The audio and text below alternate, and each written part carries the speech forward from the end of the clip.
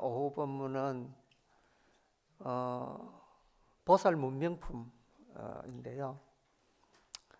이 보살 문명품은 다른 이름으로 명란품이라고도 그럽니다.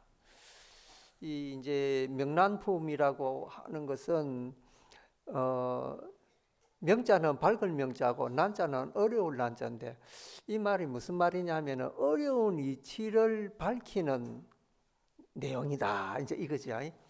그래서 보살님들이 다른 보살, 문수보살이 다른 보살님들한테 이제 이게 불교의 깊고 깊은 이치를 물어가지고 그걸 이제 이렇게 답을 하게 하는 그런 이제 방식을 취하고 있는, 그게 이제 이 오늘 하는 이 품의 내용입니다. 이제 이 품을 간단하게 이야기하자면은 우리 일체 중생의 심성은 하나인데 어떻게 해서 차별이 있냐, 요거 이제 하나 물어본 거고, 두 번째는 불성은 평등한데 어떻게 해서 이 법문해가지고 거기에 고와 락을 이렇게 판별할 수 있냐, 이거고, 그 다음에 복전도 평등한데 어떻게 보시에 따라서 복전이 달라질 수 있나, 이제 여기에 이제 세 번째 물음이고, 네 번째 물음은 부처님은 난행고행을 거쳐서 성도를 하셔가지고 정각을 이루셨는데 우리 중생들은 왜 이렇게 미혹 속에 있나, 여기 이 전체가 그 네 가지로 이루어져서 묻는 내용입니다. 근데 사실 이렇게 이야기하면은 이 너무 복잡한 내용이구나, 이제 우리가 또 이렇게 생각할 수 있죠. 그런데 사실은 지금 사람이나 옛날 사람이나 사실은 이게 아침에도 제가 말씀드렸지만은 환경 이해하기 하는 것은 역시 좀 어렵습니다. 옛날에 송나라 때 유명한 시인이 있었는데 그 시인 이름이 이제 소동파라고 하는 시인이에요. 이 소동파가 뭐라고 시를 지었느냐면은 이 산과 산, 봉우리는 모두 부처님의 몸이고 흐르는 저 시냇물 소리는 부처님의 음성이더라. 8만 4천 부처님의 법문을 밤새도록 들었는데 다음날 아침에 어떻게 다른 사람을 향해서 말해줄 수 있겠는가, 이런 시를 지었습니다. 그 대문호인 소동파조차도 이 산을 보면은 저게 부처님 모습이구나, 물소리를 들으면은 저거는 부처님 음성이구나, 그러면서 밤새도록 부처님의 법을 이렇게 알아들었는데 그 다음 아침에 사람한테 이야기하려 하니까 한마디도 못 하겠다는 거야. 그만큼 불법이라는 게 사실은 어려운데, 옛날 스님은 또 그런 말 했거든요. 마음 닦아서 공부하는 게 그게 쉽겠느냐, 어렵고 어렵다. 옛날 사람들은 출가해가지고 죽을 때까지 앉아서 공부를 하는데 그 공부 깨친 사람 많지 않다는 거죠. 지금도 이제 우리 지금 안거 기간이니까 우리나라 선방에서 한 2,000명 되는 스님들이 다 앉아가서 이 먹고 하고 앉아 있는데 해제할 때 딱 보면은 도 깨친 사람 없는 거라 그러잖아요. 아주 드뭅니다. 그런데 여기 놀랄만한 희소식이 있습니다. 옛날에 조사 스님들이 뭐라 했냐면은 도 깨닫는 거 그거 너무 쉽다. 그거 어떻게 쉽습니까? 아침마다 세수하지, 세수하면서 코 만지잖아. 코 만지는 것보다 쉽은 게 도 닦는 거야, 이렇게 이야기한 거예요. 근데 옛날에는 제가 그 이야기 들으면서 이거 너무 심한 이야기 아닌가, 어떻게 도를 고생하면서 닦는 건데 어떻게 코 만지는 것처럼 이렇게 쉽게 닦을 수 있나. 근데 제가 이렇게 공부를 이렇게 하면서 보니까 참 우리가 천수경에도 나오잖아요. 부처님 법은 100천만 급을 우리가 지나도 만나기 어려운데 이제 우리가 사람 몸을 받고 부처님 법을 보고 듣고 배우니까 원컨대 부처님의 본래 뜻을 알게 해 주십시오. 원의 열의 진실의 그 말이에요. 부처님 본래 뜻을 알게 해주십시오. 이거나. 그런데 2500년 동안은 불교가 이렇게 내려오면서 그 여러 사람들의 견해가 섞이고 큰 스님들의 주석이 들어가고 온갖 말이 들어가면서 부처님 본래 뜻이 흐려진 거예요. 밝히려고 밝혔는데 더 복잡하게 돼버린 거예요. 그래가지고 지금 사람들은 그 바른 법을 모르고 이제 우왕좌왕하고 횡설수설하고 이제 이런 상황이에요. 그러면서 왜 부처님은 우리를 왜 위안해 주지 않나, 위로해 주지 않나? 우리는 절에 가면은 뭔가 위안받으려고 생각하고 뭔가 마음에 평안과 따스함을 얻으려고 하는데 실제로 부처님은 굉장히 냉정한 분이었습니다. 그런데 그 냉정한 분이 왜 냉정하냐면요, 우리가 진실을 바로 알기 위해서는 이 뜨겁고 찬 걸 제대로 알아야 됩니다. 그래야 진실을 바로 대할 때 우리 인생은 바로 갈 수가 있다. 이것이 부처님 생각이었거든요. 이게 부처님 법이거든요. 그러니까 우리 불자들은 생로병사의 이 문제에 대해서도 냉철하게 바라보는 거죠. 아, 모든 것은 연기로 일어나는구나. 부처님이 가르친 핵심이 연기법이거든요. 연기사상이잖아요. 우리 불교가 불자들이 이것만 이해하면은 아까 이야기했는데, 아, 도 닦는 거 코 만지는 것보다 더 쉽다. 딱 이해가 되는 거예요. 연기라는 게, 도다라는 게 이게 부처님 가르침이잖아요. 그래서 심성은 우리가 하나인데 어떻게 우리의 바보는 다룰 수 있나? 다룰 수 있죠. 심성이라고 하는 것은 태어날 때도 있는 거지만 주변의 요건 때문에도 형성이 되는 거거든. 그러니까 어떤 인연을 심어가지고 어떻게 살아야 하는가, 그게 중요한 거예요. 그리고 보통 우리가 인과라는 말 쓰잖아요. 인과라는 말 쓰는데, 인과는 심은 대로 콩 심은 데 콩 나고 팥 심은 데 팥 난다 했는데 그건 진리가 아닙니다. 어떤 사람은 그걸 진리라 하죠. 근데 진리 아닙니다. 왜? 자, 콩을 심었죠. 거기에 물 안 주고 거름 안 주고 햇빛 안 들게 하면 콩 나겠습니까? 안 나겠습니까? 안 납니다. 콩이 자랄 수 있는 조건을 주어야 콩이 자라는 거예요. 팥도 그렇습니다. 팥이 자랄 수 있는 이 주위 상황을 조건들을 형성해 줘야 자랍니다. 그거 못 자라도록 딱 해놓으면요, 못 자랍니다. 비록 우리가 나쁜 인을 심었죠. 그런데 나쁜 결과를 안 가지고 오게 할 수가 있다 이 말이에요. 그게 뭐냐면 인연과, 그러니까 인과가 아니고 인연과거든요. 연이 뭐냐면 조건입니다. 조건은 거기에 콩에서 콩이 날 수 있게끔 하는 것이 연이거든. 바람, 물, 햇빛, 영양분 이런 것들이 다 조건이거든. 거기 한문으로는 연입니다. 그래서 과일이 달리려면, 열매를 맺으려 하면은 연이 있어야 과일이 맺리고, 무슨 씨앗을 땅에 딱 심고 조건이 맞고 조건이 맞아져야 과일이 생긴다. 요게 딱 삼박자 원칙인데, 여기서 연만 딱 떼버리면 과가 안 열려요.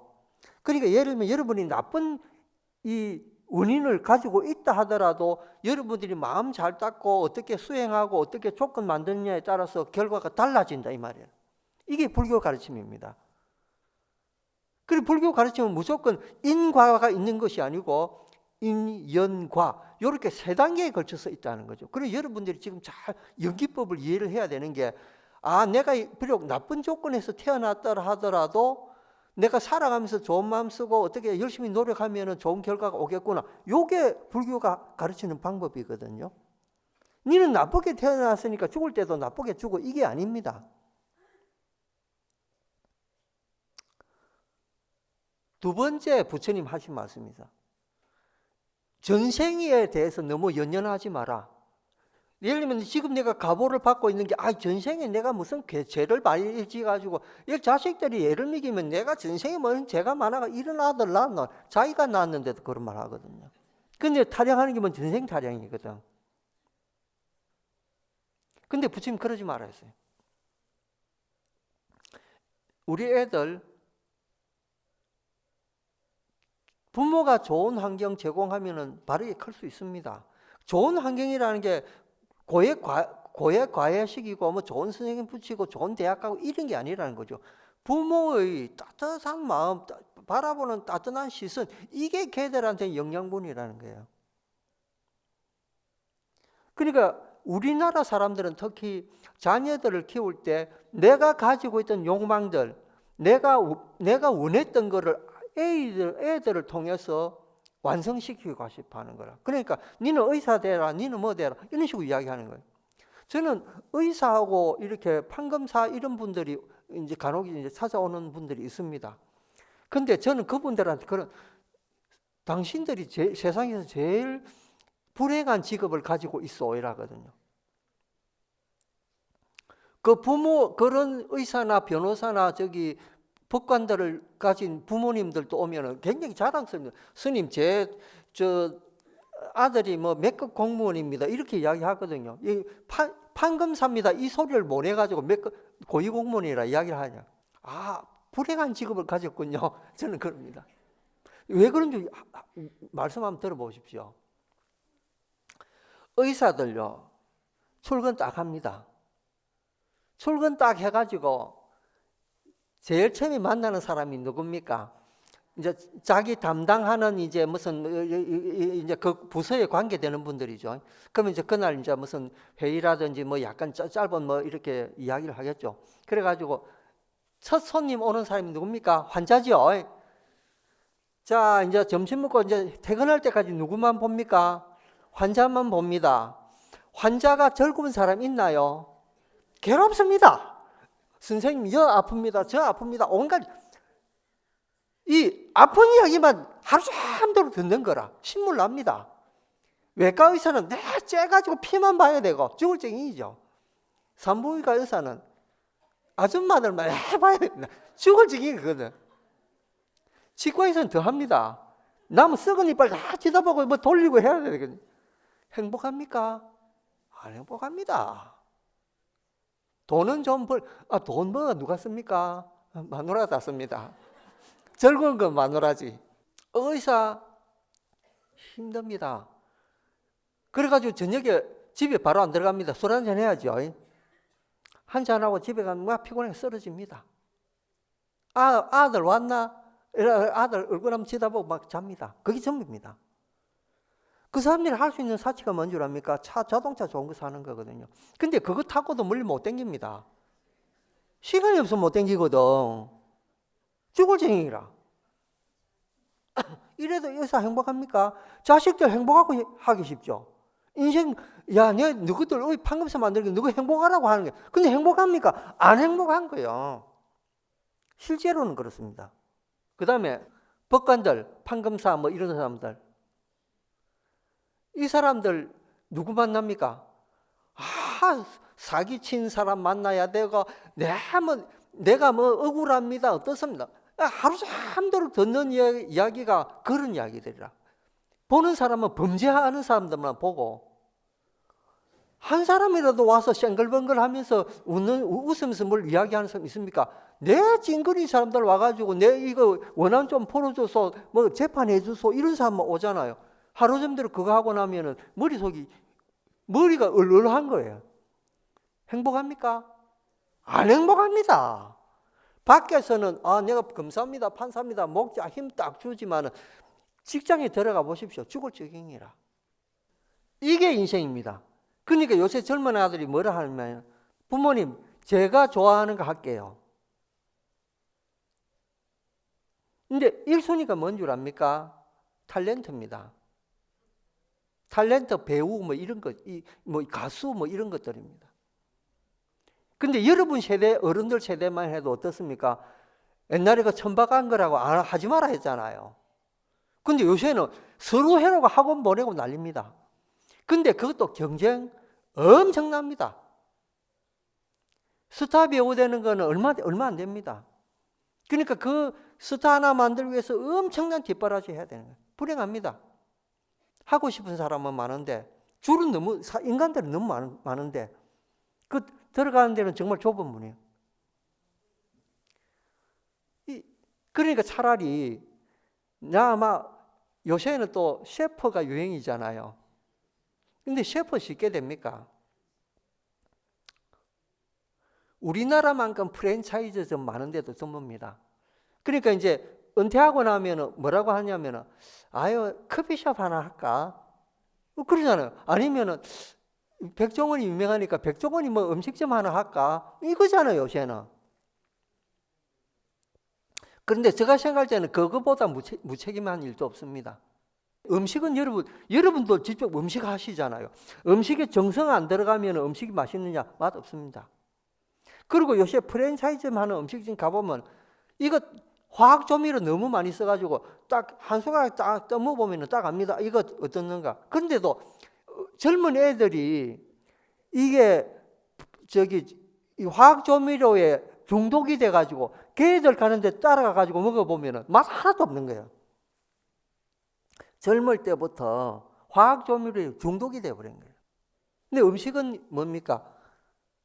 프랜차이즈로 할 수 있는 게 아닙니다. 정말로 그 주인이 아주 정성을 다해가지고 제대로 배워가지고 음식을 만들어 손님 앞에 딱 내놓았을 때 손님 맛있는 거 보고 맛있게 먹는 거 보고 거기서 보람을 찾는 거예요. 그 일본에 가보시죠. 일본 사람들은 음식점 하는 사람들이 당신 목적이 뭐냐? 물론 그거 음식점 해가 먹고 사는 게 목적이죠. 근데 돈을 추구하는 게 목적이 아니라 그래요. 손님한테 내가 최선을 다해서 어떻게 해서 맛있게 하느냐. 이게 그 사람들 보람이라는 거죠. 여기 진정한 음식점 하는 사람들 태도거든요. 일본에는 대학 교수 하다가도 자기 아버지 국수집, 아버지 돌아가시면 내려와가지고 국수집 주인 하잖아요. 그런 국수집 300년, 400년 된 게 쭉 지금도 내려오고 있잖아요. 근데 한국에 100년 이상 된 뭐가 있습니까? 없는 거예요. 왜? 부모가 그거 하면 니는 내처럼 고생하지 마라. 근데 그 애들이 요즘 취업한다고 고생 안 합니까? 엄청나게 고생합니다. 되게 들어가죠. 삼성 좋죠. 들어가면은 삼성에 돈 주는 만큼 생고생합니다. 새벽 별 보고 출근해가지고 저녁 달 보고 퇴근하는 그게 삼성 아닙니까? 임원진들 더 합니다. 새벽 4시 출근합니다. 월급 받는 만큼 뽑아 먹거든. 그러려면은 내가 좋아하고 돈은 좀 적지만은 보람 느낄 수 있는 일이 좋다. 이제 이러면서 부모가 가르칠 수 있는 것이 그런 겁니다. 네가 인생에 있어서 가장 즐거운 일이 뭔가 생각해. 돈이 문제가 아니라는 거죠. 그런데 저는 늘 추천합니다. 이 세상에서 제일 괜찮은 거는 스님 되는 거다.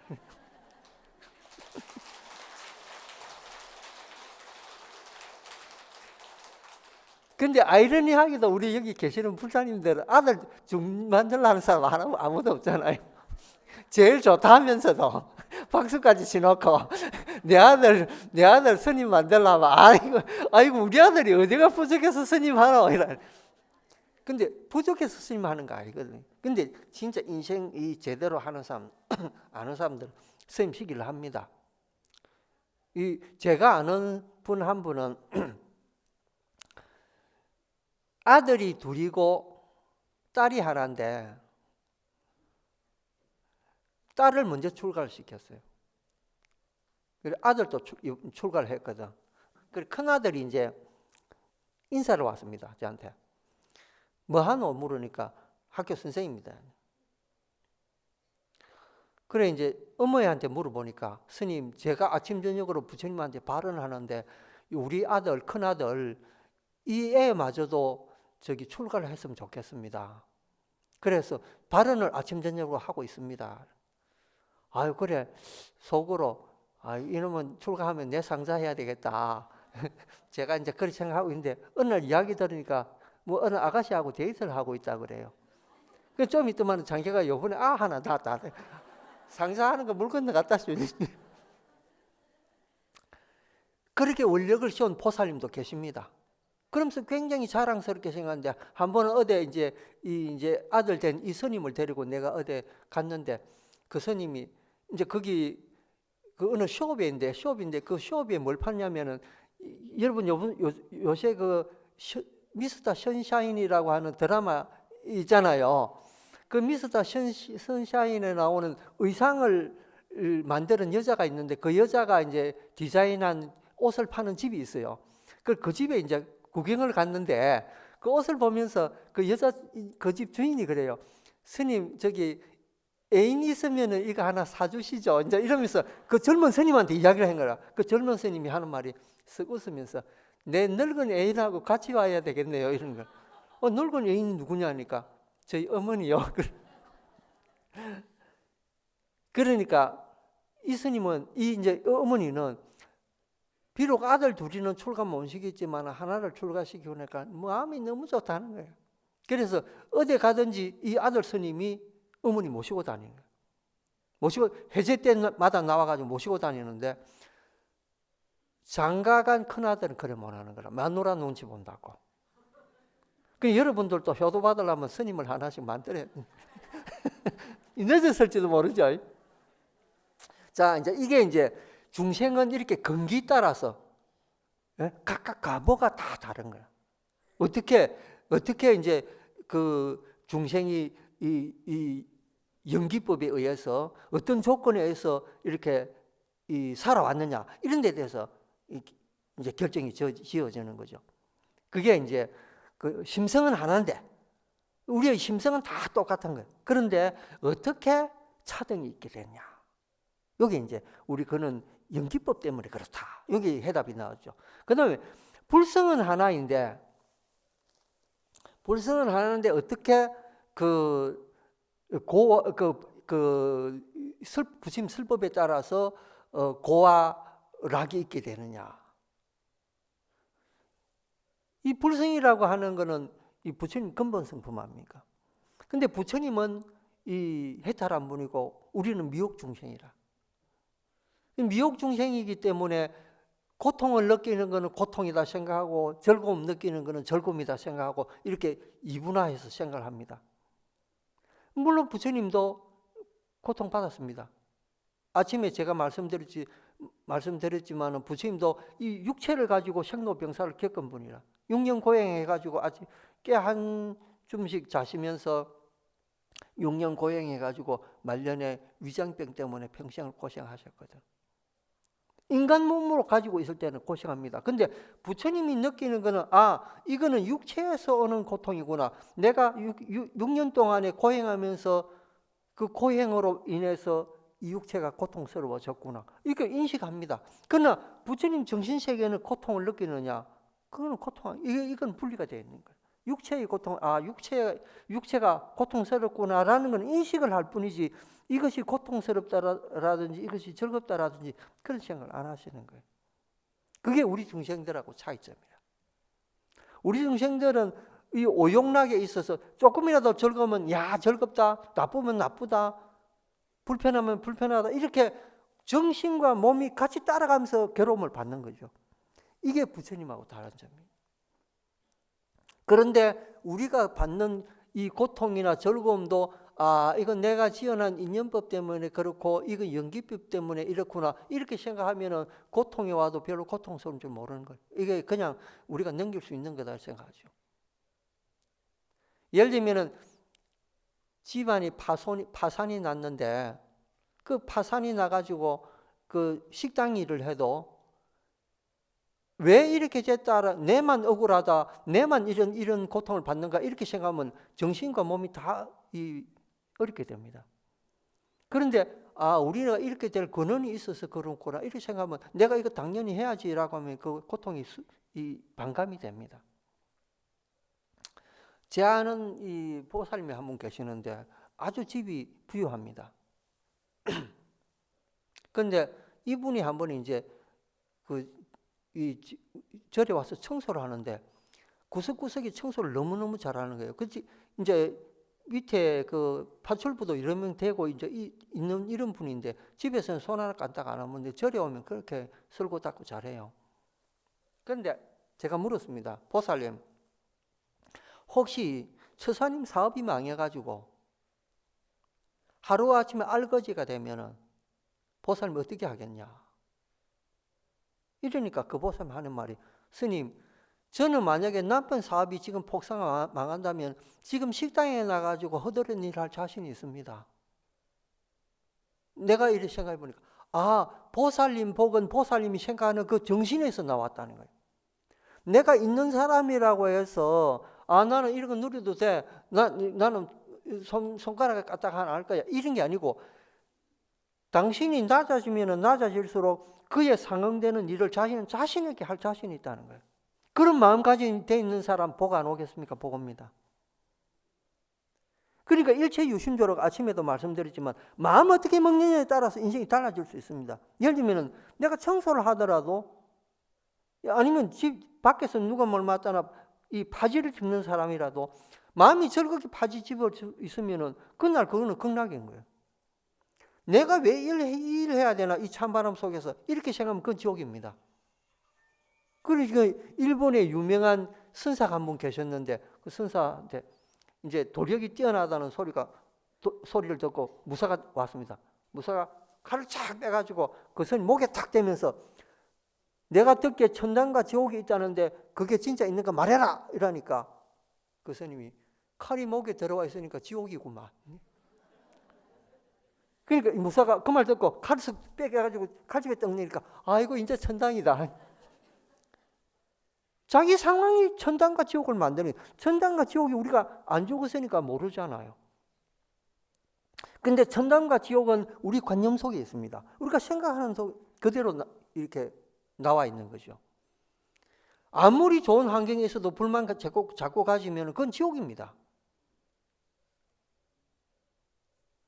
티각태각하는 싸우는 이제 부부가 있었는데 부부가 한 번 왔습니다. 와가지고 아이고 저는 우리 마누라하고 마음이 안 맞아가지고 지금 죽을 적입니다. 그럼 마누라한테 물으면 마누라도 난도 남편 잘못 골랐어요. 뭐 인식으로 이야기를 하는 거예요. 그럼 제가 물었습니다. 너 그 연애할 때 안 좋았나? 연애할 때 죽고 못 살았죠. 서로 사랑해서 결혼했다는 거죠. 왜 그 마음 못 가져가나? 그래 가만히 생각하면 뭡니까? 상대한테 바라는 게 많은 거예요. 바라는 게 하나씩 늘수록 불만이 하나씩 더해지는 거예요. 예전에는 이래 줬는데 왜 지금 그리 안 해주냐? 옛날에는 날 요만큼 사랑했는데 왜 안 해주냐? 이 식으로 자꾸 욕심이 늘어가는. 그러니까 또 이제 사실은 여자들은 남자들보다 좀 더 현실적이거든요. 그러니까 남자는 약간 몽상 속에 사는 수도 있습니다. 여자는 현실적인 몸을 던진 사람이라 현실적인 게 굉장히 민감하거든. 그러면 그에 대해서 이제 요구하고 또 이제 이야기하게 되는 거죠. 그런데 뜻대로 안 채워지면 불만 가지고 있는 거예요. 그런데 남자 입장에서 볼 때 여자가 자꾸 변해가니까 니는 왜 변하냐 이렇게 되는 거예요. 초심을 가지면은 상대가 어떤 상황이 되든지 괜찮아집니다. 요즘은 노인네들이 좀 편찮으면 요양병을 보내버려가지고 편하죠. 남아있는 아들, 딸들이. 그때 그런 아들이 부모하고 멀리 떨어져가지고 부모가 죽잖아요. 근데 크게 죽음에서 슬픈 생각이 안 납니다. 같이 살 때, 옆에 있으면서 돌아가시면은 빈자리가 느껴지기 때문에 슬픔이 크게 느껴지는데 멀리 계시는 부모가 죽었다면 크게 이렇게 안 느껴집니다. 차라리 개, 고양이가 죽으면 너무 슬퍼합니다. 개, 고양이 요양병원 보내는 거 봤습니까? 죽을 때도 옆에 놔놓고 죽거든요. 요새 젊은 사람들 부모님 돌아가셔도 49제, 천도제 잘 안 지내려 합니다. 근데 저희 이제 젊은 사람들 물어봤습니다. 개, 고양이 키우는 사람한테. 저 개, 고양이 죽으면은 천도제 지내줄 의향이 있나? 이렇게 물으니까, 선생님 그런 것도 합니까? 그러니까, 하지. 그럼 우리 거는 지낼게요. 이야, 개, 고양이 앞으로 제사 지내는 게 돈 더 잘 벌겠다 생각이 돼요. 사람 49제 하는 것보다 낫겠다는 생각. 새로운 사고를 시작하자. 기발한 아이디어잖아요. 그러니까 요새 스님들, 아이고, 스님 저는 연불도 잘 못하고 공부도 잘 못하고 이거 뭐 하면 돼. 개 고양이 49제 지내는 일해라. 먹고 살길 제가 열어주고 있습니다. 진짜입니다, 요새. 너무 자기 자녀들보다 더 아끼니까 부모보다 그 개 고양이 더 아끼잖아요. 그럼 이사 갈 때도 남자들, 늙은 남자들 개 안고 있다잖아요. 왜냐하면은 남편은 안 데리고 가도 개는 데리고 간다 하잖아요. 개 안고 있으면 개 데리고 가면서 남편도 이 덤으로 데리고 가니까. 그런 놀랄만한 우스갯소리를 하는 이유가 그만큼 인간의 가치는 낮아지고 개, 고양이 가치는 높아졌다는 거죠. 그 개, 고양이를 했다면 또 큰일 납니다. 애기라고 이야기해 줘야 됩니다. 그 정도로 옛날에 우리 세대 때는 왜 개라는 거는 반드시 밖에 있어야 된다. 이게 요새 대접해야 됩니다. 그러니까 개산업이 발달하는 거죠. 이게 이제 우리 인간이 얼마나 한쪽 속에서 속이 허하고 있고 얼마나 뭔가를 제대로 채우지 충족하지 못해서 갈구하고 있느냐예요. 인간한테 받아야 될 모든 그 상황들을 짐승들한테 지금 위로받고 있다는 거예요. 그럼 뭐가 문제겠느냐는 거예요. 그 심성을 바로 제대로 이렇게 못한 우리 자신한테 그 문제가 있지 않냐 이거죠. 인간이 인간한테 해줄 수 있는 일은 많습니다. 아까 제가 말씀드린 그 스티븐 호킹 박사가 한테 누가 인터뷰를 해서 뭐라고 이야기했냐. 박사님은 그 내세를 믿습니까? 난 안 믿습니다. 유래를 믿습니까? 난 안 믿습니다. 신을 믿습니까? 난 안 믿습니다. 그 사람 무신론자거든요. 윤회도 안 믿고 내세도 안 믿고 아무것도 안 믿는 사람이라. 그러니까 기자가 뭐라고 물었느냐면요. 그러면 인간이 착한 일을 할 필요가 뭐 있느냐 이랬어요. 왜냐하면 내세에 가보도 없는데 죽어서 건각천당도 없는데 지옥도 없고 근데 뭐 때문에 좋은 일 해야 되느냐. 그러니까 스티븐 호킹 박사는 뭐라고 이야기하냐면 인간이기 때문에 우리가 인간이기 때문에 좋은 일을 해야 된다. 그게 인간의 본연이라는 거죠. 그런데 제가 그 말을 가만히 생각해 보니까 이거야말로 부처님 말씀하고 같은 이야기구나. 부처님이 그런 말씀하셨잖아요. 우리가 온으로 된 이 허망한 몸이지만은 이 몸뚱이 유지하고 있는 동안에는 나도 보살피고 상대방도 보살피고 이 중생세간을 모두 이렇게 따독거리면서 화목하게 살아야 된다. 이게 부처님 생각 아닙니까? 그건 왜 우리가 인간이기 때문에 그렇다는 거죠. 스티븐 박사가 부처님 말씀을 들어봤는지 책을 읽었는지는 모르겠습니다만은 그 내용은 비슷합니다. 그 다음에 복전은 평등한데 과보는 왜 다르냐? 우리 중생들이 복을 짓는 만큼 보시하는 복 짓는 만큼 이게 가게 되어 있습니다. 여러분 미국에 가면은 유엔 본부가 있습니다. 2차 대전이 끔찍한 그 전쟁에서 전 세계가 그야말로 폐허가 됐지 않습니까? 일본도 독일도 자기네들이 승리할 거라고 온갖 그걸 다 하다가 결국은 히로시마 폭탄 맞고 항복하고 독일도 항복하고 우리는 거기서 해방되고 이제 이래가지고 전 세계 사람들이 뭐라고 아이고 전쟁이 이제 이런 끔찍한 전쟁이 있으니까 우리가 전쟁 이거 하지 말아야 되겠다. 어떻게 하면 되겠노? 그럼 전 세계 사람들이 머리를 맞대고 전쟁 안 할 수 있는 그런 기구를 하나 만들자. 그래 만들어낸 게 뭐냐? 유엔인 거예요. 유엔. 우리가 유엔 본부 개사과 하잖아요. 그 유엔 본부가 어딨냐? 뉴욕에 있습니다. 그런데 전쟁이 끝나고 난 뒤에 이 유엔을 만들어 가지고 이제 이거 하려 하니까 유엔에 들어갈 만한 사무실을 만들어야 되잖아요. 빌딩이 있어야 되잖아요. 세계 뭐 100몇십 국의 그 유엔 회원국이 다 들어가려면은 엄청난 큰 빌딩이 필요한 거야. 전쟁이 끝났는데 그 빌딩 질 돈이 어디 있습니까? 근데 미국에 그때 그 당시 유명한 부자가 두 사람이 있었는데 재벌이 한 사람은 록펠러라는 사람이고 한 사람은 카네기라는 사람이죠. 그런데 카네기는 여러분 잘 알지만은 카네기 그 뉴욕에 가면 카네기 홀이라고 하는 유명한 그 음악 하는 데가 있잖아요. 그 우리나라 그 이미 조용필인가 가서도 공연한 그 자리입니다. 그 굉장히 그것을 한번 공연하기가 어렵습니다. 그러니까 그 카네기는 그런 문화재단을 만들어 가지고 인류한테 공헌을 했고, 록펠러라는 사람 하나 뭘 하고 그때 이제 유엔 본부가 필요하다는 이야기를 듣고 자기가 유엔 건물을 지었습니다. 자기 돈으로. 그래서 사람들이 아니 저리 엄청난 건물을 지어가지고 돈도 한 푼도 안 받고 유엔에 주나? 그 록펠러가 나는 그렇게 보시하겠다. 그러고 보시를 한 거예요. 그러니까 전 세계 사람들 상대로 보시를 한 거예요. 그러니까 유엔 본부의 건물에다가 각 세계 나라 사람들이 싹 들어가 사무실 하나씩 내다가 우리나라 사무실도 그 하나 있죠. 그래가 딱 했는데 그 속에 사람들이 사무실을 가지고 전 세계 사람들이 들어갔는데 그때 그 아주 헐값이던 그 근처 땅값이 유엔 건물 때문에 엄청난 가격으로 쏟아버리는 거예요. 그 근처에 땅을 소유하고 있는 이 록펠러가 유엔 건물 지은 몇십 배의 수익을 올리게 된 거예요. 보시의 공덕은 이렇습니다.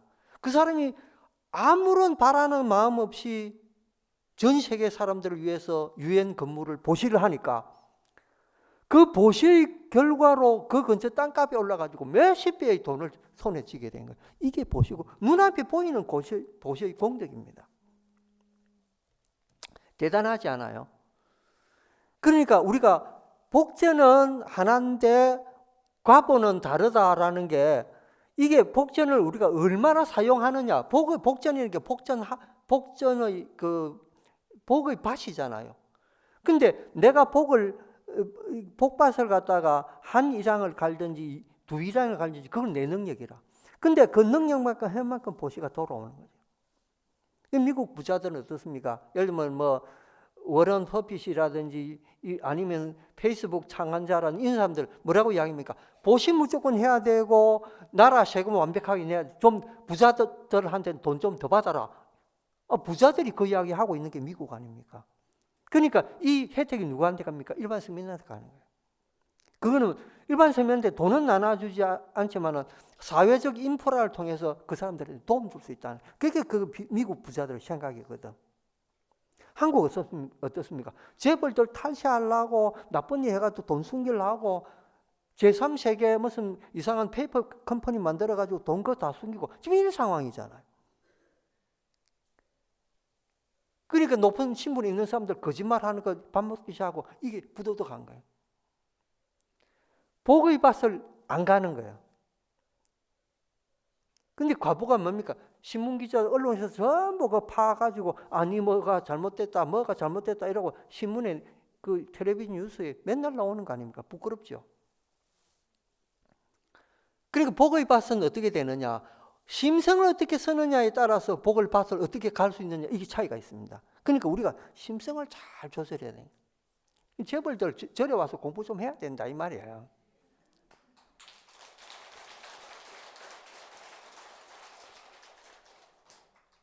그 다음에 부처님은 난행고행 끝에 승부를 하셨는데 우리는 왜 이지경인가?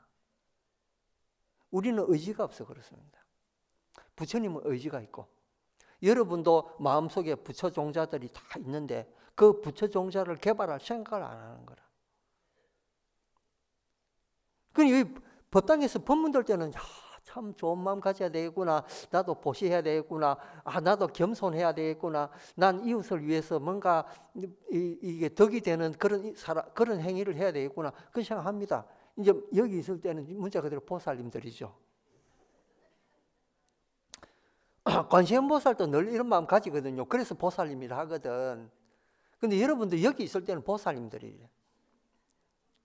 옛날에 초창기에 우리나라 신도님들하고 어느 스님하고 대만을 갔더만 대만의 스님들이 한 수백 명이 나와가지고 그 스님 처음 온다고 이제 딱 공항에서 이렇게 있는데 스님 먼저 인사하고 뒤에 신도들 보고 예 우리 같이 오신 보살님들입니다 하니까 그 스님들이 전부 다 이거 하면서 땅에 바로 엎드리더라는 거야.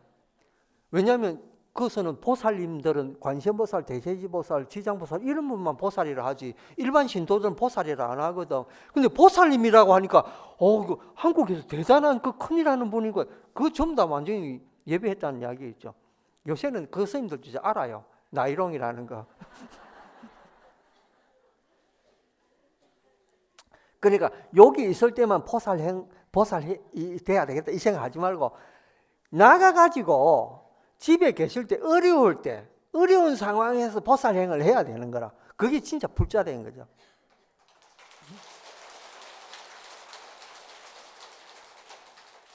근데 그것이 우리가 하루에 한 가지씩만 실천하면 됩니다. 보살행.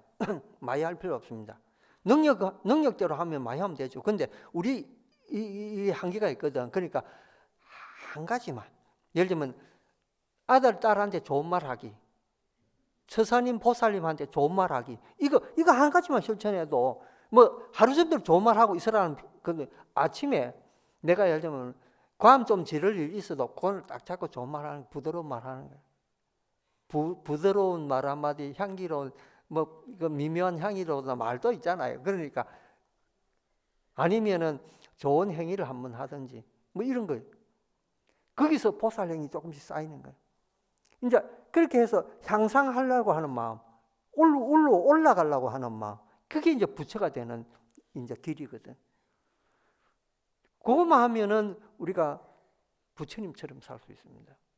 그때는 이제 보살님 누가 이래도 부끄럽지 않죠. 근데 1초 보살님만 돼서는 안 됩니다. 여기 앉아서 1초 동안 생각하면 1초 보살님이잖아요.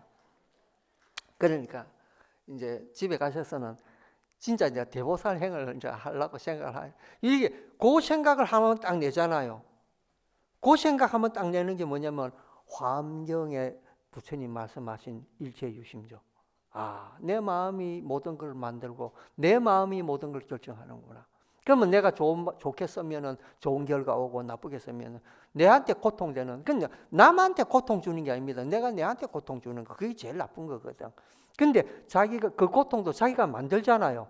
내가 자꾸 생각을 많이 해가지고 만들어내고 저 사람 나쁘다, 저 사람 내 마음에 안 든다 이런 거 하면서 자기가 자기를 괴롭히는 거야. 그 사람하고 내하고 관계 없는데. 그렇잖아요.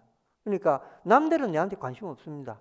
그러나 내가 생각하는 거는 내가 고통을 내한테 줄 수 있고 내가 내 행복을 내가 스스로 창조할 수 있다. 그게 일체유심죠. 이 화엄경요지. 그러니까 30일간 들을 화엄경 요지를 오늘 이제 2시간을 걸쳐서 들었네요. 감사합니다.